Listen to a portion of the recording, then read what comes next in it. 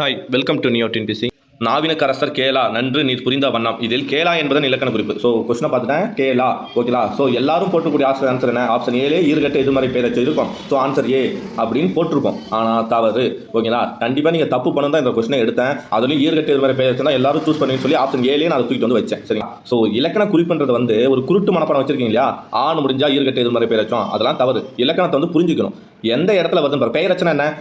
ஒரு வினை எஞ்சி நிற்கும், அது முடியாது. அதுக்கு பக்கத்தில் ஒரு பெயர் சொல் போயிருந்தா தான் அது பேர் பெயரச்சம். ஓகேங்களா. அதே வினைச்சொல் வந்திருந்தா வினையச்சம். இங்கே கேளான்றது வேணா ஓகே, ஈறு கெட்டு போயிடுச்சு. ஓகே. ஆனால் நன்றுன்றது பெயர் சொல் கிடையாது.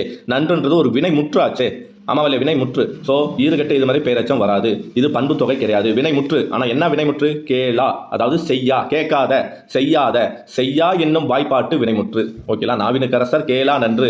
ஓகேங்களா. திருநாவுக்கரசரே கேட்கல, கேட்காதீங்க நன்று. ஓகேவா. ஸோ அப்போ என்ன சொல்றான்? செய்யா என்னும் வாய்ப்பாட்டு வினைமுற்று. சரிங்களா. ஸோ